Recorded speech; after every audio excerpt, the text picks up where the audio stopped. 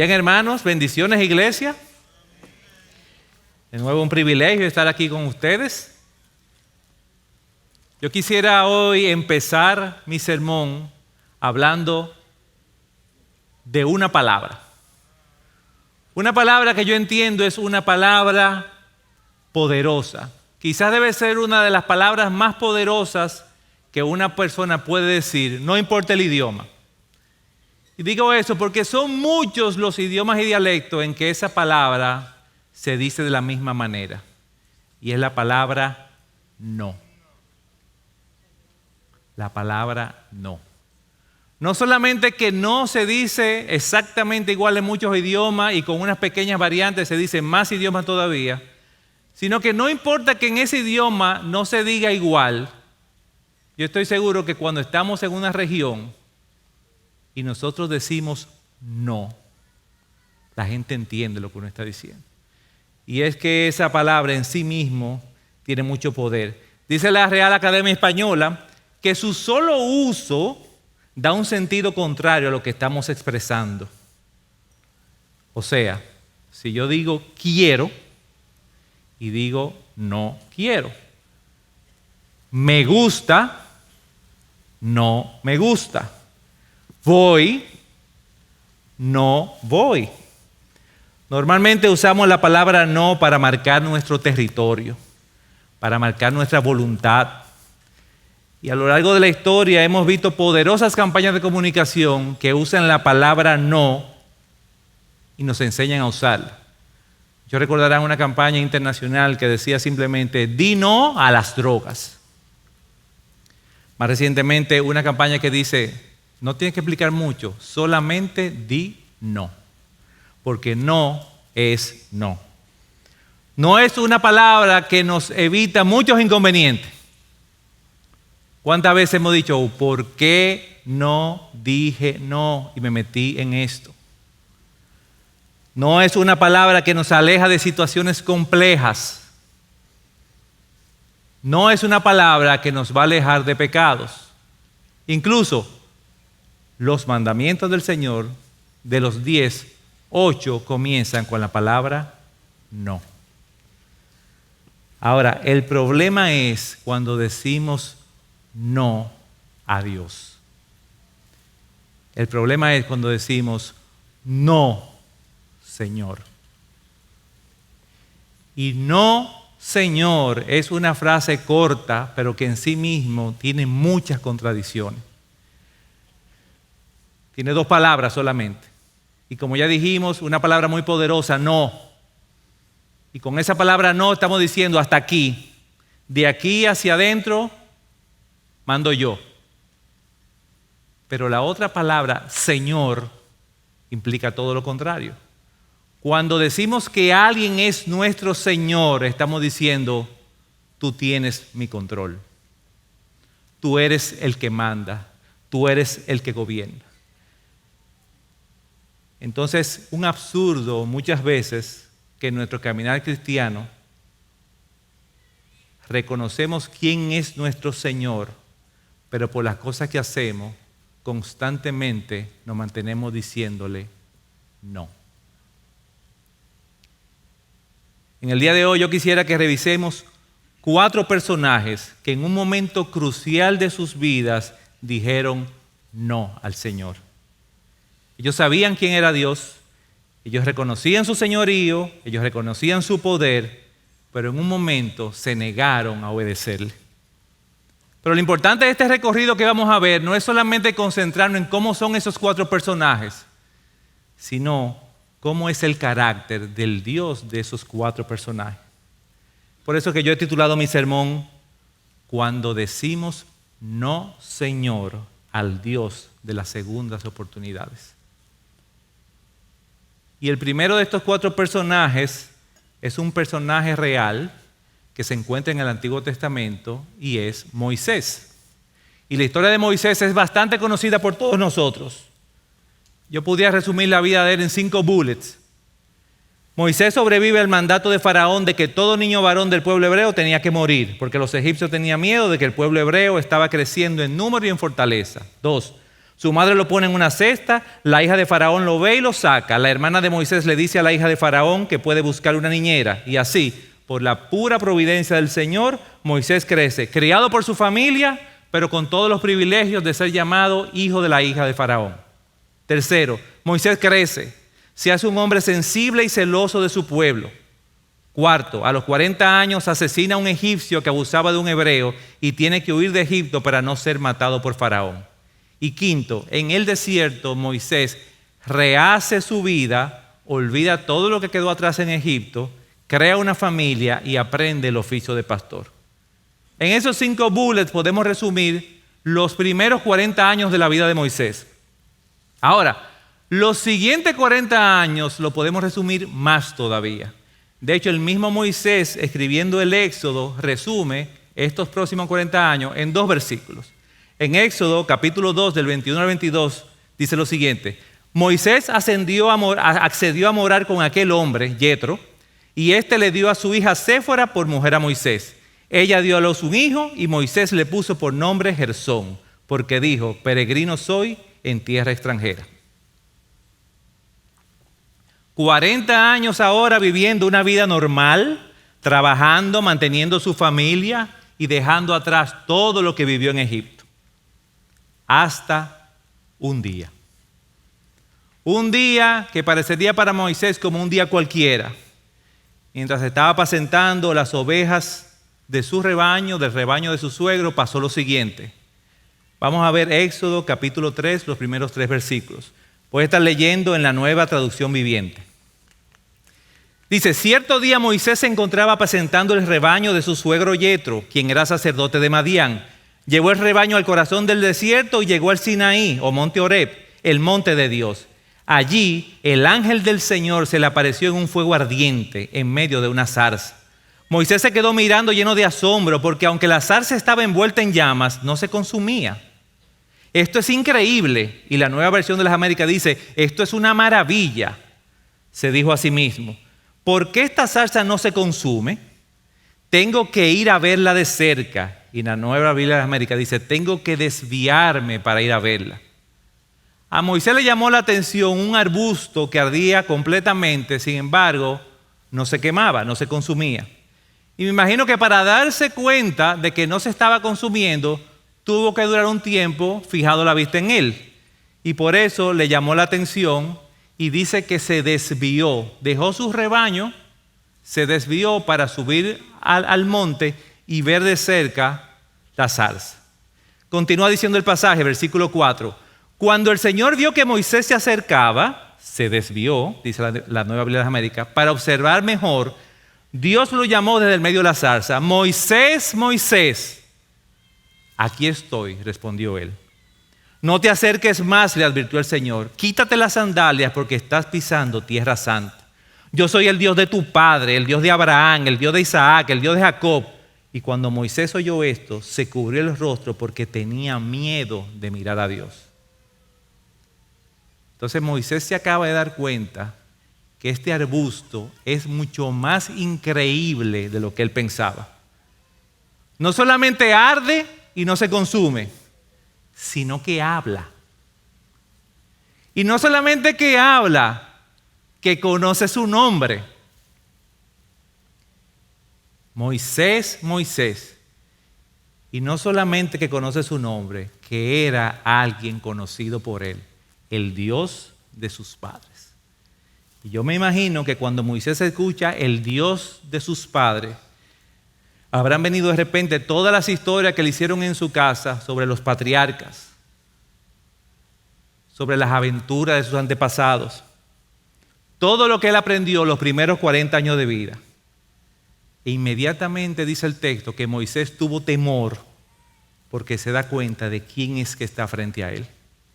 Continúa diciendo el pasaje en el versículo 7. Luego el Señor le dijo, y pongan mucha atención en los verbos. Ciertamente he visto la opresión que sufre mi pueblo en Egipto. He oído sus gritos de angustia a causa de la crueldad de sus capataces y estoy al tanto de su sufrimiento. Por eso he descendido para rescatarlos del poder de los egipcios. sacarlos de Egipto y llevarlos a una tierra fértil y espaciosa. Es una tierra donde fluye la leche y la miel, la tierra donde actualmente habitan los cananeos, los hititas, los amorreos, los fereceos, los heveos y los jebuseos. Mira, el clamor de los israelitas me ha llegado y he visto con cuánta crueldad abusan de ellos los egipcios. Dice el versículo 10, ahora ve, porque te envío al faraón. Tú vas a sacar de Egipto a mi pueblo Israel. Y pensaríamos que Moisés está escuchando una oración contestada. No solamente de él, sino de todo su pueblo, por más de 400 años. Nuestro Dios no nos ha olvidado. Nuestro Dios ha visto nuestro sufrimiento. Nuestro Dios ha oído nuestros gritos. Nuestro Dios es cercano, ha descendido a rescatarnos. Mi pueblo va a ser libre de los egipcios y yo tengo el privilegio de ser su enviado. Gracias, Señor, por este llamado inmerecido que me honra. Pero eso no fue lo que dijo Moisés. Sigamos leyendo el versículo 11. Pero Moisés protestó. No. ¿Quién soy yo para presentarme ante el faraón? ¿Quién soy yo para sacar de Egipto al pueblo de Israel? Es como si Moisés estuviera diciendo, yo. Oye, a mí ya nadie me conoce, ya hace 40 años que yo no voy por allá. Yo no soy nadie, yo no tengo fuerza, yo no tengo armas, yo no tengo ejército, yo no tengo nada, yo no puedo yo solo. Y Dios en el versículo 12 le contestó, yo estaré contigo. Y esta es la señal para ti de que yo soy quien te envía. Cuando hayas sacado de Egipto al pueblo, adorarán a Dios en este mismo monte, mi monte santo. Dios le dice a Moisés, Moisés, es que tú no vas solo. Tú no necesitas armas, tú no necesitas ejército, tú solamente necesitas al yo soy. Y yo voy contigo. El Dios de sus padres le está demostrando que es celoso por su pueblo, que tiene 400 años esperando para libertar a su pueblo. Le está hablando con poder a través de un arbusto encendido que no se quema. Le está diciendo, yo voy contigo. Parecería que la respuesta automática de Moisés es, listo, ¿cuándo nos vamos? ¿Qué dice el versículo 13? Pero Moisés volvió a protestar por segunda vez. No, Señor. Si voy a los israelitas y le digo, el Dios de sus antepasados me ha enviado a ustedes, ellos me preguntarán, ¿y cuál es el nombre de ese Dios? Entonces, ¿qué yo le voy a responder? Oye, Dios de mis padres, ¿quién tú eres? ¿Cómo tú te llamas? ¿Cuál es tu nombre? Porque nosotros tenemos 400 años viviendo con un pueblo que tiene muchísimos dioses y todos tienen nombre. ¿A cuál de ellos tú te pareces? A Anubis, a Osiris, a Isis, a Mit, a Set, a Horus, a Ra, a Nefti, a Maat, a Monra, a Tot, a Hator, a Basque, a Sekhmet. ¿A cuál de ellos? Y Dios pacientemente le contestó a Moisés en el versículo 14. Yo soy el que soy. Dile esto al pueblo de Israel. Yo soy, me ha enviado a ustedes. Dios también le dijo a Moisés, así dirás al pueblo de Israel, Yahvé, el nombre impronunciable, no como esos que tú puedes tener en mente. El Dios de tus antepasados, el Dios de Abraham, el Dios de Isaac, el Dios de Jacob, me ha enviado a ustedes. Ese es mi nombre eterno, el nombre que deben recordar por todas las generaciones, no todos los otros. Y durante el resto del capítulo 3 de Éxodo, Dios continuó dando instrucciones detalladas a Moisés de todo lo que él tenía que decirle al pueblo. Detalle tras detalle, como es nuestro Dios, cuidando cada cosa importante, preparándonos, instrumentándonos para que nosotros simplemente dependamos de Él. Y podríamos pensar que el capítulo 4 del Éxodo empezaría con algo como esto. Entonces Moisés, el siervo del Señor, hizo conforme al mandato de Dios. ¿No? ¿Usted sabe cómo comienza Éxodo 4? Sin embargo, Moisés protestó de nuevo. ¡Wow! Señores, una salsa prendida en fuego que está hablando y él está contradiciendo. Señor, ¿y qué hago si no me creen o no me hacen caso? ¿Qué hago si me dicen, esos son cuentos tuyos, el Señor nunca se te apareció? Y si me dicen, pruébanos que se te apareció y te envió. Y del versículo 2 al versículo 9 de ese capítulo, Dios le muestra 3 diferentes señales que Moisés iba a poder hacer para demostrarle al pueblo y a los egipcios que realmente él era el enviado de Dios. Todos conocemos ese pasaje. Una vara convertida en serpiente, que cuando lo hizo Moisés de una vez tuvo mucho miedo. Su mano se volvió leprosa y luego sanó. Y le dijo que si él cogía agua del Nilo y la tiraba en el suelo, se iba a convertir en sangre. En resumen, Dios le estaba diciendo a Moisés, mira la prueba. Yo te voy a dar el poder de tú controlar las cosas. Lo que tú tengas en la mano es como si yo lo tuviera en la mano. Pero yo voy a tener control de tu cuerpo, de tu salud, de mi pueblo. Yo te puedo enfermar, pero te puedo sanar. Pero sobre todo, yo voy a tener control de todo lo que pasa en Egipto. Su sagrado río Nilo, yo voy a hacer con él lo que yo quiera. ¿Ya? Entonces ya Moisés, resuelto. No. Versículo 10. Pero Moisés rogó al Señor, oh Señor, no. Yo no tengo facilidad de palabra, nunca la tuve, ni siquiera ahora que me has hablado. Se me traba la lengua y se me enredan las palabras. Ahora la nueva excusa de Moisés es la siguiente. Señor, ok, para que no te sientas mal, Señor. Ya yo sé quién tú eres, ya yo sé cómo tú te llamas, ya yo sé que tú conoces a mi pueblo, tú me conoces a mí. Yo sé ya que tú quieres lo mejor de nosotros. Yo sé que tú tienes el poder para liberarnos. Tú me has demostrado que me vas a dar de tu poder para hacer la misión, pero... Y aquí suena una excusa como que algunos hemos usado. Es que el problema no eres tú, el problema soy yo. Que yo no sé hablar en público. Yo no tengo la capacidad. Yo no tengo los dones. Señor, yo te voy a hacer quedar mal a ti. Y entonces el Señor le respondió con uno de los pasajes más poderosos que tiene la Escritura. Moisés, ¿quién forma la boca de una persona? ¿Quién decide que una persona hable o no hable? Que oiga o que no oiga, que vea o que no vea. ¿Acaso no soy yo el Señor? Ahora ve, yo estaré contigo cuando hables y te enseñaré lo que debes decir. Y la Nueva Biblia de las Américas dice, ahora pues ve y yo estaré en tu boca y te enseñaré lo que has de hablar. Dios le está diciendo, Moisés, no es solamente que yo estaré contigo, es que yo estaré en tu boca. Y créeme, Moisés, no te va a hacer falta elocuencia si tú hablas con mi poder. Versículo 3. Pero Moisés suplicó de nuevo, te lo ruego, Señor, manda a otro. Le dijo, déjame aquí con mi vida tranquila de pastor. No me metan en ese lío en Egipto. Aquí yo no tengo enemigos, yo estoy tranquilo. Por favor, manda a otro. Y en el versículo 14, el Señor, su paciencia, dice, entonces el Señor se enojó con Moisés y le dijo, y la Nueva Biblia de las Américas dice, entonces se encendió la ira del Señor. O sea, imagínense, la zarza ardiendo, el Señor hablando, y todavía no tenía ira. Es ahora que se enciende la ira. De acuerdo, ¿qué te parece tu hermano Aarón, el levita? Yo sé que él habla muy bien. Mira, ya él viene en camino para encontrarse contigo y estará encantado de verte.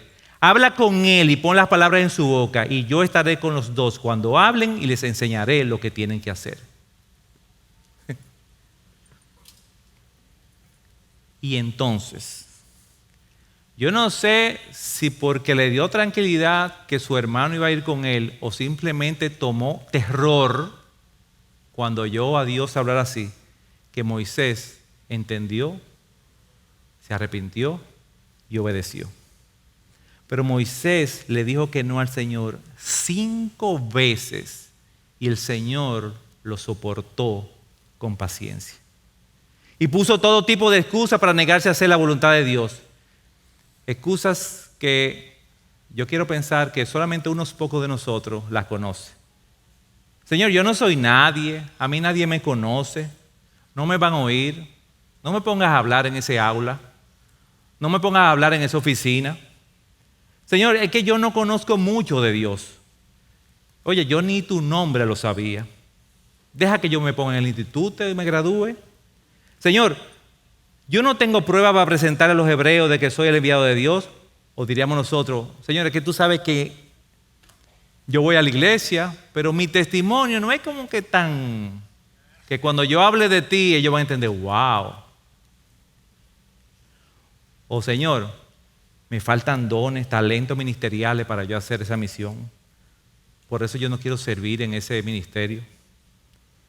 O por último, desde lo más profundo de su corazón, Moisés expresó que él prefería que mandara a otro y que el Señor lo dejara en su vida cómoda y tranquila. Eso es lo que yo quiero. Ir a la iglesia domingo, miércoles, todos los por su causa. Pero déjame mi vida tranquila. Yo no tengo enemigos, yo no le hago mal a nadie. Eso sí, todo el mundo me conoce y sabe que yo soy una persona de valores, que no robo, que no digo mentiras, que no me robo el impuesto, que no me robo la luz. Pero déjalo ahí. No me pongas a hablar de ti. No me dejes ahí. Pero realmente lo interesante es ver que Moisés al final obedeció. El Señor lo usó de una gran manera y Moisés aprovechó esa segunda oportunidad. Moisés aprovechó esa oportunidad para conocer más a su Dios, para tener realmente una relación con Él. Dice la Biblia en Éxodo 33, Dios acostumbraba a hablar con Moisés cara a cara como habla un hombre con su amigo. Fíjense el tipo de relación que Moisés construyó con su Dios. Moisés también aprovechó esta oportunidad y dejó que Dios moldeara su carácter. Ese hombre terco, dice en Números 12:3, que Moisés se convirtió en un hombre muy manso, más que todos los hombres que había en la tierra. ¿Ustedes están entendiendo? Ese Moisés se convirtió en el hombre más manso que había sobre la faz de la tierra. Pero Moisés también aprovechó esa oportunidad para modelarle al pueblo cómo era su Dios. Moisés solamente escribió un salmo. Y este salmo, más que una canción de adoración, es una oración. Y fue el Salmo 90. Y en esta oración, Moisés enseñó a su pueblo a orarle a Dios. Y en esta oración de este salmo es evidente el cambio de Moisés. De ser un hombre terco para ser un hombre manso y totalmente dependiendo de Dios. El Salmo 90 tiene 17 versículos. Yo solamente quiero leer los primeros. Dice lo siguiente, para que ustedes entiendan esta reunión de Moisés con Dios y cómo con los años Moisés cambió. Señor, tú has sido un refugio para nosotros de generación en generación. Antes que los montes fueran engendrados y nacieran la tierra y el mundo, desde la eternidad y hasta la eternidad, tú eres Dios. Haces que el hombre vuelva al polvo y dices, vuelvan hijos de los hombres, porque 1000 años ante tus ojos son como el día de ayer que ya pasó y como una vigilia de la noche. Tú los has barrido como un torrente, son como un sueño, son como la hierba que por la mañana reverdece, por la mañana florece y reverdece y al atardecer se marchita y se seca. Porque hemos sido consumidos con tu ira y por tu furor hemos sido conturbados. Has puesto nuestras iniquidades delante de ti, nuestros pecados secretos a la luz de tu presencia. Es una oración donde Moisés le enseña al pueblo a darle alabanza por los cuidados que tuvo con ellos. Le enseña a darle gloria por su eternidad. Le enseña a reconocer su poder absoluto y soberano sobre toda su creación. Le enseña a reconocer su infinita desproporción que hay entre Dios y los hombres. Porque 1000 años ante tus ojos son como el día de ayer que ya pasó y como una vigilia de la noche. Les enseñó a reconocer su pecado y venir delante de Dios en arrepentimiento, porque al final, de todas formas, Él les dice, ya Dios lo conoce. Les enseñó a dar gloria a un Dios que va adelante, que ve nuestro futuro como si fuera ayer, como si ya pasó. Y yo no sé si prestaron atención a lo que yo dije, pero en la última queja de Moisés, Dios le dice, ¿qué te parece tu hermano Aarón, el levita? Sé que él habla muy bien, mira, ya viene en camino para encontrarte. Y dice el texto, y estará encantado de verte. La nueva versión de las Américas dice, al verte se alegrará su corazón. Habla con él y pon palabra en su boca. Dios ya sabía cuáles iban a ser las excusas de Moisés desde antes que él las expresara. Es como dice el salmista David, aún antes de que haya palabra en mi boca, oh Señor, ya tú lo sabes todo. Todavía Moisés no había expresado su excusa de que no quería ir solo, y ya hace rato que el Señor había acordado con Aarón y Aarón venía en camino, antes. Hermano, ese es nuestro Dios. Dios nos conoce y Dios nos ama. Y esa cualidad de nuestro Dios la podemos ver en nuestro segundo personaje. Este segundo personaje no es un personaje real y se encuentra en una de las parábolas que dijo Jesús, con la que nos ilustra de una manera puntual cómo somos nosotros y cómo es nuestro Dios. Y es la parábola del hijo pródigo. El hijo pródigo lo tenía todo, o mejor dicho, no todo lo que él quería, tenía todo lo que su padre entendía que él necesitaba y le convenía. Pero este hijo quería más. O mejor dicho, quería algo diferente. Quería experimentar cosas nuevas. Quería tomar decisiones él que no fueran las de su padre.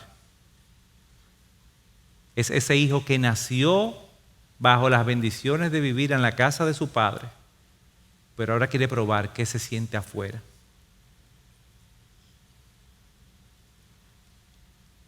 Que yo nací en el Evangelio. Yo no sé de lo que me estoy perdiendo. Yo veo amigos míos que nunca han ido a la iglesia y su vida es como más divertida que la mía. ¿Qué pasa? ¿Qué pasa si yo salgo debajo del ala de mi papá? ¿De qué yo me estoy perdiendo? El hijo pródigo se sentía infeliz y vivía en constante queja. Y decidió aventurarse, dejarlo todo, liberarse, probar nuevas experiencias, que nadie me lo cuente, que nadie me limite y hacer lo que él quisiera. Pero como era de esperarse, su plan falló. Y todos conocemos la historia. Se sumió a una espiral descendiente que lo llevó sin darse cuenta al punto de comer alimento para cerdos. Y cuando no vio otra salida, puso en marcha el único plan que le quedaba: pedirle una segunda oportunidad a su padre. Dice Lucas 15, 17. Entonces, volviendo en sí, el hijo pródigo dijo: ¿cuántos de los trabajadores de mi padre tienen pan de sobra, pero yo aquí perezco de hambre? Me levantaré e iré a mi padre y le diré: Padre, he pecado contra el cielo y contra ti. Yo no soy digno de ser llamado hijo tuyo, pero por lo menos hazme como uno de tus trabajadores. Wow, miren qué interesante cómo esta parábola Jesús nos enseña el proceso de un verdadero arrepentimiento. Dice primero, volviendo en sí. Eso tiene que ponernos el Señor en el corazón, porque nosotros estamos fuera de nuestros cabales cuando estamos inmersos en el pecado. Dice que volviendo en sí pensó, analizó, reflexionó, recordó, comparó lo que él tenía con lo que tiene ahora, pero no se quedó ahí en pura reflexión. Dice, me levantaré, iré y le diré. Esa reflexión, el hijo pródigo quería ponerla en acción. Y me encanta como dice, hazme como uno de sus trabajadores, porque implicaba que él estaba dispuesto a aceptar las consecuencias de su pecado. Él no esperaba que su padre lo restituyera con todas las bendiciones y con todos los rangos que implicaba ser su hijo, sino, óyeme, recíbeme, que aunque yo sea el peor de tus esclavos, voy a estar mejor de lo que yo estoy ahora. Dice el versículo 20, levantándose fue a su padre, y cuando todavía estaba lejos, su padre lo vio y sintió compasión por él y corrió y se echó sobre su cuello y lo besó. Hermanos, así es nuestro Padre. Él ve la intención de nuestro corazón, Él ve que nos vamos a disponer a pedir perdón y Él nos ayuda, Él nos sale al encuentro, Él no se queda esperando pasivamente. Dice el versículo 21, y el hijo le dijo, Padre, he pecado contra el cielo y ante ti, ya no soy digno de ser llamado tu hijo. Pero el padre dijo a su siervo, pronto, traigan la mejor ropa y vístanlo, pónganle un anillo en su mano y sandalias en sus pies, traigan el becerro engordado, mátenlo y cómanlo y regocijémonos, porque este hijo mío estaba muerto y ha vuelto a la vida, estaba perdido y ha sido hallado. Y comenzaron a regocijarse. Igual que en el caso de Moisés, el padre del hijo pródigo tuvo la misma reacción. y al verle se alegró su corazón. La experiencia que tuvo Moisés con Dios duró un día, de hecho, duró un momento.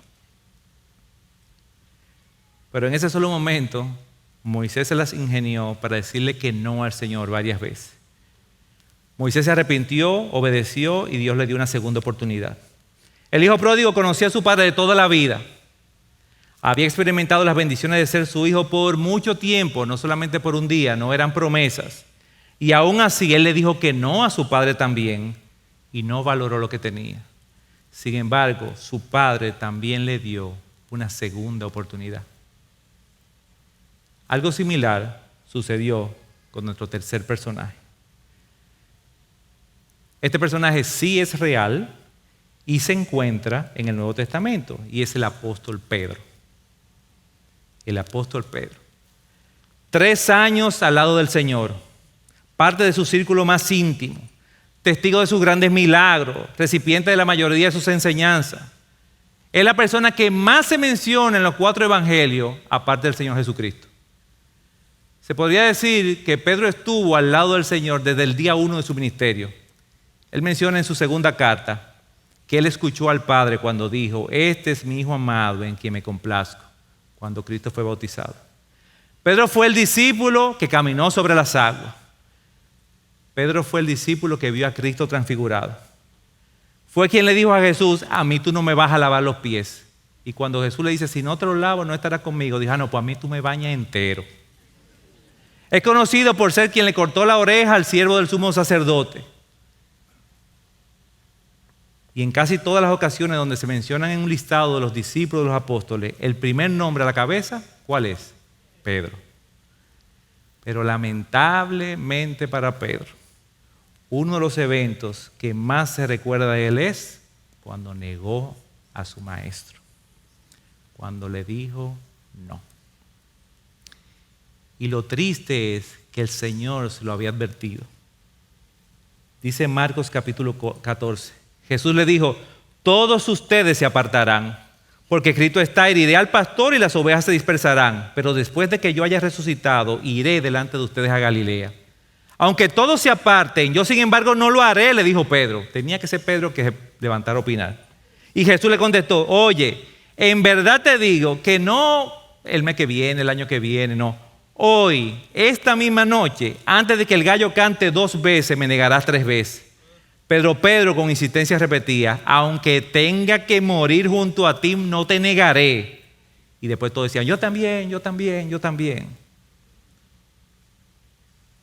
Lucas, capítulo 22, desde el versículo 64, nos narra la negación de Pedro. Dice el versículo 54, después de arrestar a Jesús, se lo llevaron y lo condujeron a la casa del sumo sacerdote, y Pedro lo seguía de lejos. Después que encendieron una hoguera en medio del patio y de sentarse juntos, Pedro se sentó entre ellos. Una sirvienta, al verlo sentado junto a la lumbre, fijándose en él detenidamente, dijo: también estaba con él, pero él lo negó diciendo: mujer, yo no lo conozco. Un poco después otro al verlo dijo: tú también eres uno de ellos. Hombre, no es cierto, le dijo Pedro. Pasada como una hora, otro insistía diciendo: ciertamente este también estaba con él, pues él también es Galileo. Pero Pedro dijo: hombre, yo no sé de qué hablas. Y al instante, estando él todavía hablando, cantó un gallo. Oye, yo no sé quién es Jesús. Yo no tengo nada que ver con él. No me asocien con él. En ese momento, Pedro dio más valor a todo lo que él tenía: su vida, su profesión, su futuro, su familia. Pedro pensó que en ese momento el precio que él tendría que pagar por seguir a Cristo sería demasiado costoso. Él entendía que tenía demasiado que perder. ¿Cómo yo me voy a identificar con un hombre que lo están llevando a flagelar? Que quizá lo maten. Esto no es inteligente de mi parte. Yo tengo una familia. Yo tengo que cuidarme. Y el versículo 61 nos da un detalle del momento que solamente el Evangelio de Lucas recoge. Pero vamos a leerlo desde el versículo 60. Dice: pero Pedro dijo: hombre, yo no sé de qué hablas. Y al instante, estando él todavía hablando, cantó el gallo. Y dice el 61: el Señor se volvió y miró a Pedro. Entonces Pedro recordó la palabra del Señor de como le había dicho: antes que el gallo cante hoy, me negarás 3 veces. Y saliendo fuera, lloró amargamente. Ustedes se imaginan esa escena.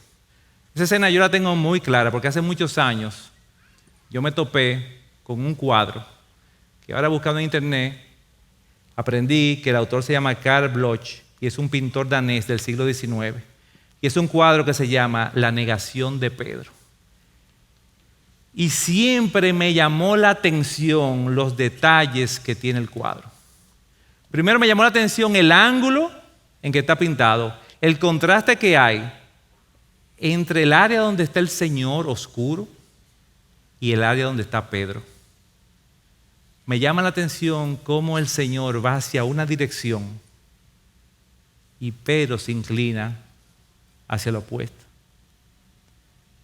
Me llama la atención la mirada del Señor que se voltea buscando los ojos de Pedro. Y me apasiona ver cómo el artista, para hacernos entender el drama del momento, usó los mismos colores en Pedro, en Cristo y en el gallo. Como diciendo, en esta tríada es que está todo lo que está pasando aquí. Todos los demás elementos, la mujer que está ahí, no tienen que ver. El drama que hay entre Cristo, su Hijo y el gallo que representa su negación. Y esa mirada de Cristo a Pedro. El comentarista Matthew Henry escribe sobre el drama de esa mirada y dice lo siguiente: solamente Lucas nos ha conservado este precioso detalle. Aunque Pedro acababa de negarle 3 veces, Jesús, olvidándose de él mismo, como siempre, y al pensar solamente en Pedro, se dignó dirigirle una mirada de tristeza y de ternura, lo suficiente para llegarle a Pedro al corazón. Aunque Pedro acababa de negar a Jesús, Jesús no iba a negar a Pedro. Y dice Matthew Henry, qué consuelo es para nosotros saber que aun cuando nosotros seamos infieles, Él permanece fiel. Continúa diciendo Matthew Henry, bastó una mirada de Jesús para enternecer a Pedro.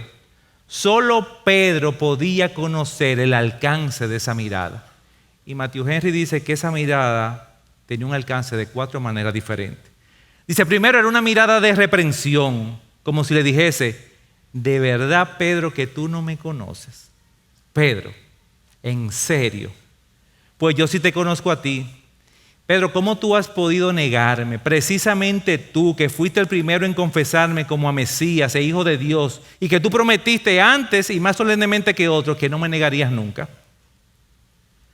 Pero también era una mirada de compasión, como si Cristo le estuviera diciendo a Pedro, pobre Pedro, qué bajo has caído.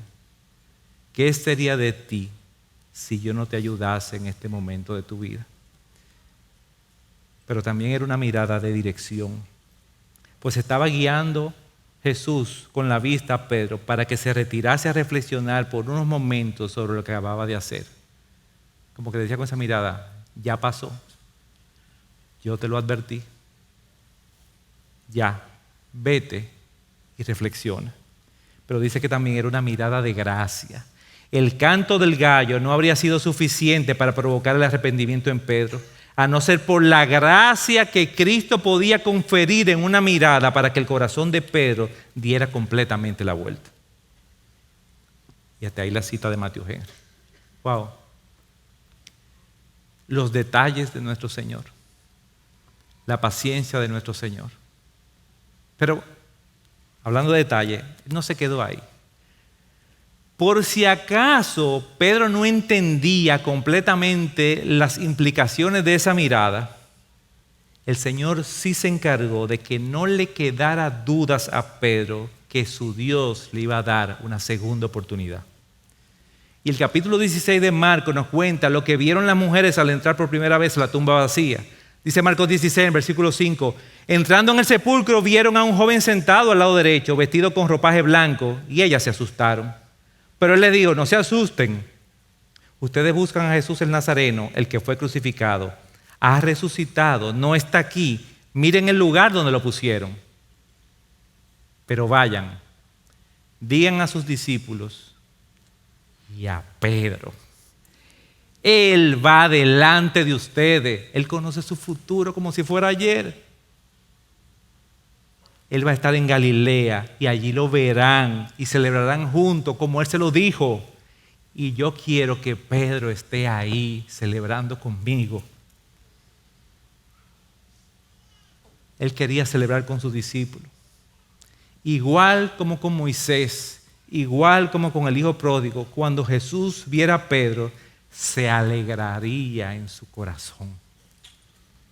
Hermano, sin reproches, sin reprimendas, sin objeciones, solamente lleno de gracia y bondad.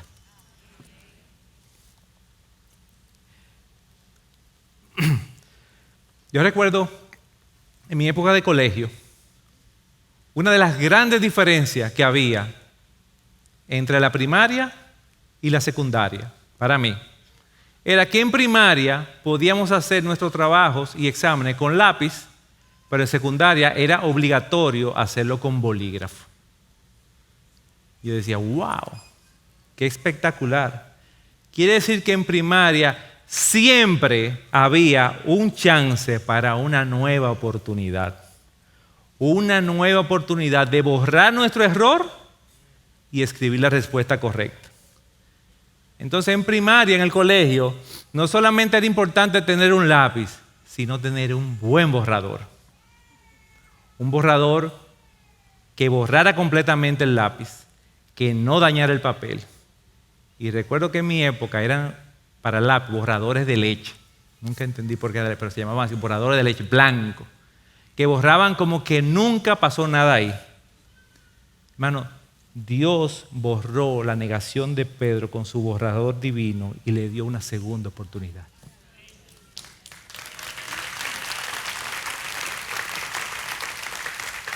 Pedro fue otro hombre totalmente diferente a partir de ese día.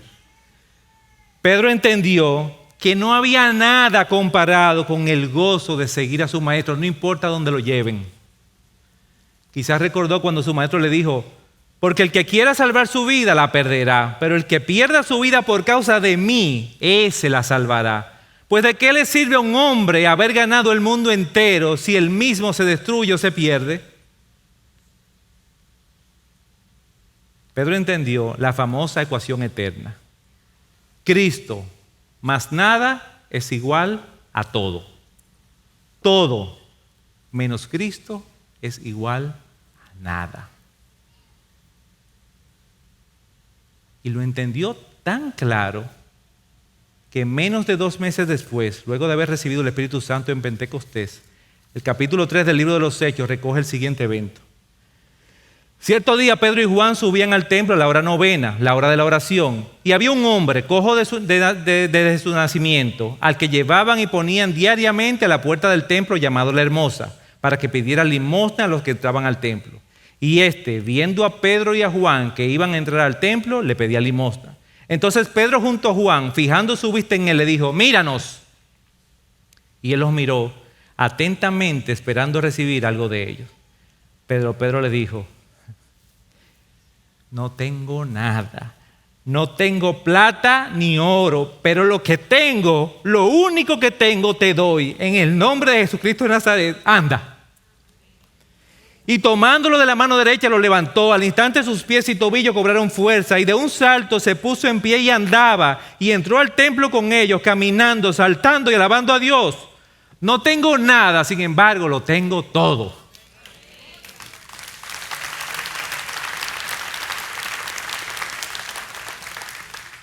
La paciencia de nuestro Señor. Dios no se desesperó con Moisés. Él pudo haberlo fulminado desde el primer no. Te fuiste. Tampoco se desesperó con Pedro. No lo descalificó de su equipo ministerial. Todo lo contrario. Dios le enseñó a ellos que era un Dios fiel y paciente con los suyos. Ese mismo Pedro, décadas después, escribiría en su segunda carta, hablando en un contexto de la segunda venida, pero nos enseña el carácter del Señor. Dice 2 de Pedro 3, 8 y 9. Pero amados, no ignoren esto, que para el Señor un día es como 1000 años y 1000 años como un día. ¿Quién dijo eso? Moisés, en su oración. El Señor no se tarda en cumplir su promesa, según algunos entienden la tardanza, sino que es paciente con ustedes, no queriendo que nadie perezca, sino que todos vengan al arrepentimiento. Y esa paciencia del Señor nos lleva a nuestro último personaje. Un personaje real que se encuentra sentado en tu silla.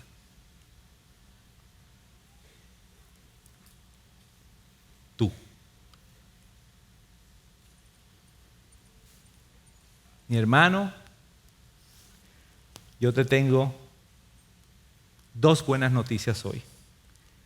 La primera es que, como te has dado cuenta, Moisés y Pedro no eran personajes extraordinarios. Eran hombres falibles, imperfectos, como tú y como yo, pero que tenían un Dios extraordinario. Tomé mucho tiempo describiendo cómo fue esa primera interacción de Moisés con Dios, porque ustedes saben en quién se convirtió Moisés, mejor dicho, en quién Dios lo convirtió. Tomé tiempo para que vieran el drama de cómo se sintió Pedro en su peor día, porque ustedes saben quién fue Pedro para la iglesia.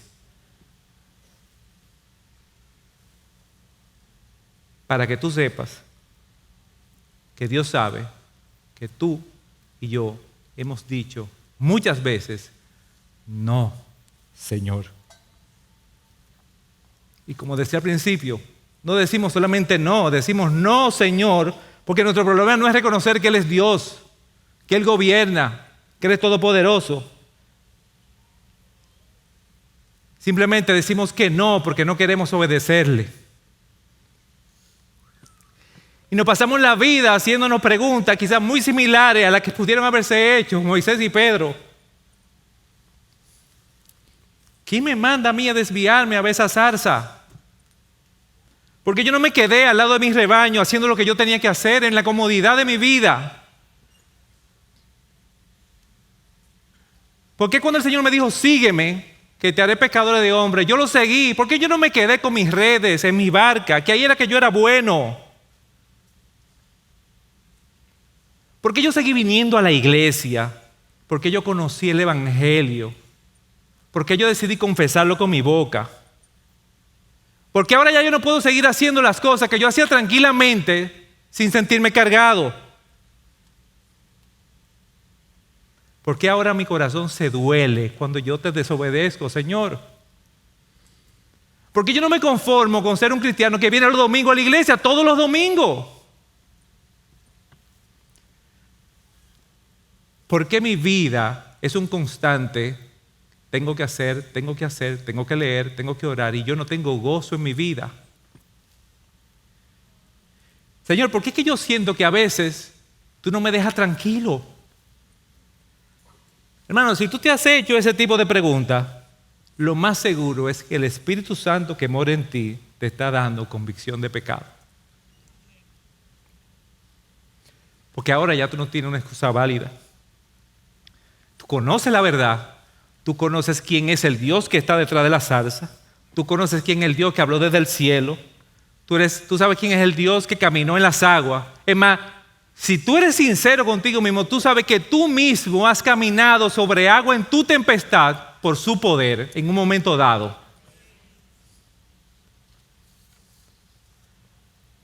Pero tú también sabes que muchísimas veces, a la hora de la verdad, tú has fallado. Tú lo has negado.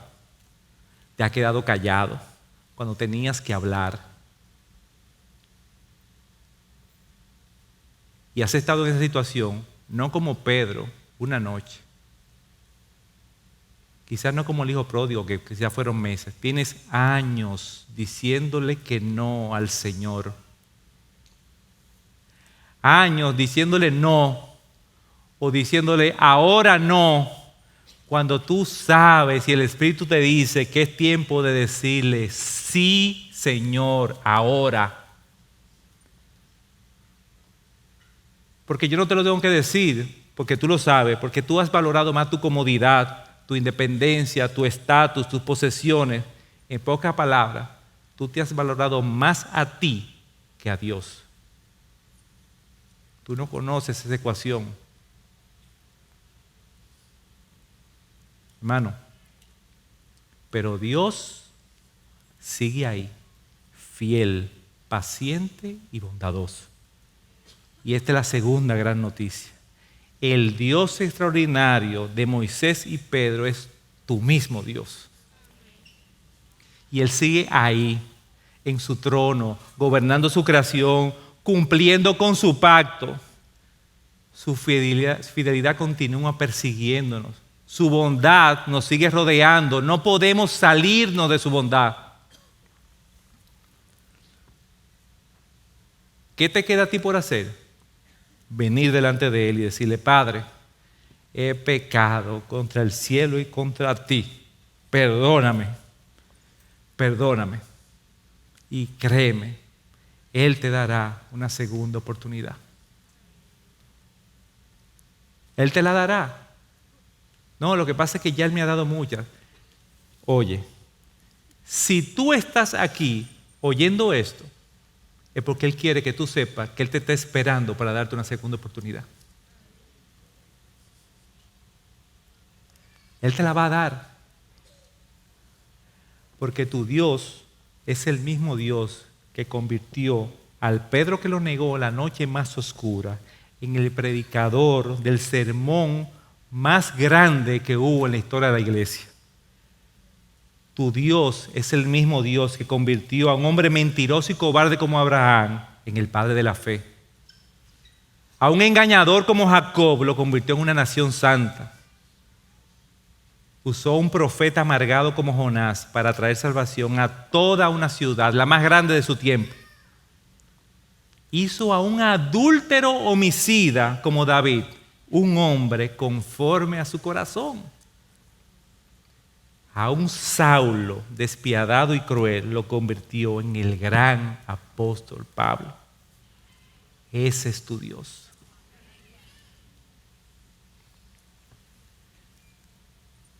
No te castigues con lo que te voy a decir, pero imagínate de lo que tú te puedes estar pendiendo en esta vida por no decirle a tu Dios, sí, Señor, úsame. Quizá no está en juego tu salvación, pero está en juego el deleite de vivir una vida en obediencia a tu Señor. Y no importa cuántas veces lo hayas hecho, hoy es ese día. No importa cómo esté tu matrimonio, hoy puede ser el día en que tú digas, sí, Señor. No importa cómo esté tu vida espiritual, hoy puede ser el día en que tú digas, sí, Señor. No importa cómo estén tus relaciones, hoy puede ser ese día. Dios te está esperando.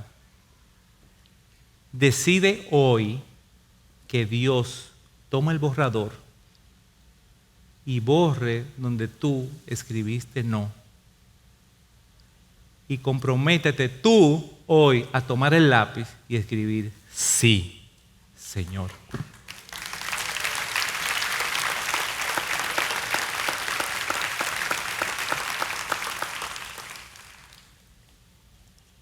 Padre,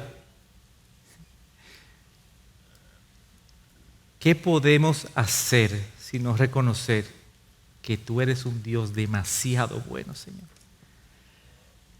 Que tu bondad no falla, Señor. Que tú no violas tus pactos, Señor. Que tú eres un Dios fiel. Que aunque nosotros te demostramos día a día que somos hijos infieles, tú siempre estás ahí para darnos segundas, terceras, cuartas oportunidades, Señor. Pero Padre, reconocemos que esas oportunidades van a llegar hasta un día y que en nosotros está aprovecharla, Señor. Señor, permite que esto que hemos revisado, Señor, trabaje con nosotros, como trabajó conmigo primero, Señor. Y que cada hermano que esté aquí, que conoce su condición, que conoce su relación con Dios, pueda entender, Señor, que ya está bueno de decirle no a un Dios como tú. No por tu poder, no porque lo sabes todo, sino por lo amoroso que has sido con nosotros, por lo fiel, Señor. Que solamente en agradecimiento deberíamos obedecerte, Señor. Señor, haz que hoy sea ese día que pongamos a un lado atrás y hagamos nuestro plan. Me levantaré e iré a mi Padre y le diré: Padre, he pecado contra ti. Con la certeza, Señor, que tú nos encontrarás en el camino. Gracias, Padre, porque tú eres bueno. En tu Hijo, Señor. Gracias por acceder a este recurso. Espero que haya sido de gran bendición para tu vida. Te sugiero que te suscribas a este canal de forma que tú puedas recibir notificación la próxima vez que hayamos subido un nuevo recurso que pueda servirte de instrucción y bendición.